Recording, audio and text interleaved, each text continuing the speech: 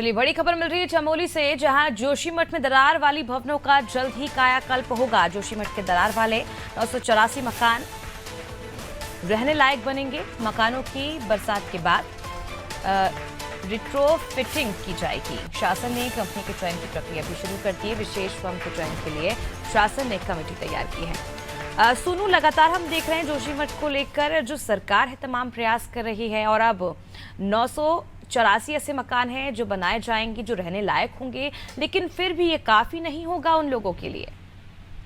अब देखिए, ये एक अहम पहलू है, चूंकि सरकार के स्तर से प्रयास किए जा रहे हैं और जो स्थानीय लोग हैं, जो प्रभावित लोग हैं, वो कई बार आंदोलन भी कर चुके हैं और विरोध भी जता चुके हैं। बार बार जो स्थानीय लोग हैं, जो प्रभावित हैं, वो इस बात की मांग कर रहे हैं कि पुनर्वास किया जाए, एक ऐसी जगह पर पुनर्वास किया जाए जो भविष्य में सुरक्षित हो। जिस तरह के तमाम अपडेट्स हमने अपने दर्शकों तक पहुंचाए कि जो जोशीमठ वाला क्षेत्र है भूतसाब हो रहा है और बड़ी संख्या में मकान जो है वो प्रभावित हुए हैं और कुछ मकानों का ध्वस्तीकरण भी किया गया था, और एक नहीं बल्कि अनेकों एजेंसियों की जांच अभी भी चल रही है। केंद्र सरकार के कई ऐसी एजेंसियां हैं और इसके साथ साथ जो विशेषज्ञ हैं इस क्षेत्र के, वो लगातार जांच कर रहे हैं, वैज्ञानिक जांच कर रहे हैं, और कुछ रिपोर्ट जो है वो राज्य सरकार को और केंद्र सरकार को सौंपी भी गई हैं। तो ऐसे में इसको लेकर के जो सरकार प्रयास कर रही है, उससे आने वाले समय में जो प्रभावित लोग हैं वो कितना संतुष्ट हो पाएंगे, ये देखना होगा।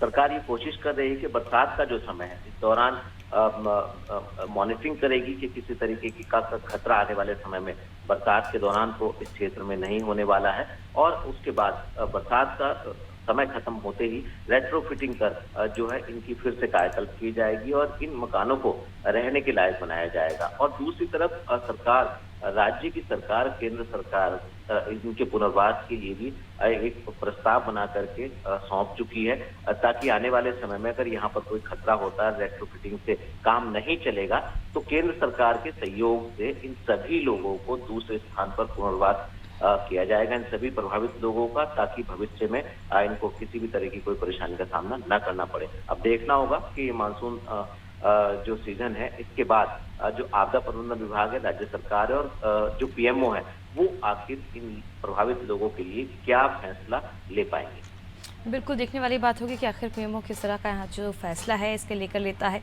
लेकिन सोनू, ये काफ़ी दर्दनाक होता है अपना ही घर छोड़ना, और हमने देखा था पूर्व में भी कि जोशीमठ में जब जो दरार वाले मकान थे, जब वो छोड़ने के लिए जो लोग थे वो राज़ी नहीं हुए थे, और अब काफ़ी लंबा समय बीत गया है, और जिस तरह से सरकार काम कर रही है, कहीं ना कहीं उससे वो लोग जो है वो संतुष्ट नहीं है, क्योंकि काफ़ी लंबा समय बीतता जा रहा है।